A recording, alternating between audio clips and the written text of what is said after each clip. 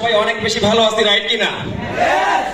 সর্বপ্রথম কৃতজ্ঞতা জানাই মহান সৃষ্টিকর্তার প্রতি, তারপর কৃতজ্ঞতা জানাই আমার সেই বাবা মায়ের প্রতি, তারপর ধন্যবাদ জানাই আমার প্রাণের লিডার, আমার প্রাণের স্পন্দন এস.এম. রাকিব স্যারের প্রতি।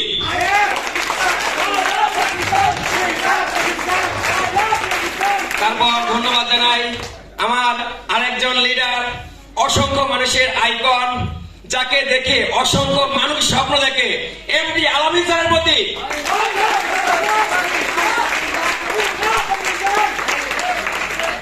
দেখেন, আমি যেটা বলতে চাচ্ছি, যদি কেউ না কেউ তার চিন্তার শক্তিকে কাজ না লাগাতো, এই এসিটা হয়তো আবিষ্কার হতো না। যদি কেউ না কেউ তার চিন্তা শক্তি কাজ না লাগাতো, এই বাল্বটা হয়তো আবিষ্কার হতো না।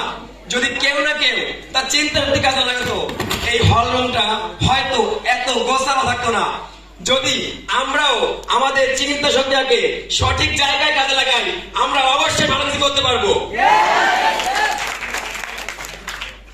আজকে আপনারা যারা এই প্রোগ্রামে উপস্থিত আছেন, আমিও একদিন এমনই একটা প্রোগ্রামে উপস্থিত ছিলাম, কিন্তু আমি বিশ্বাস করে ডিসিশন নিয়েছিলাম বিধায় আজকে আমি আপনাদের সামনে দাঁড়িয়ে কথা বলতে পারছি।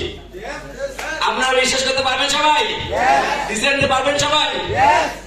আমি আমার সংক্ষিপ্ত বক্তব্য এখানে শেষ করছি। Bread case, bread night. তবু এখনো অনেকেই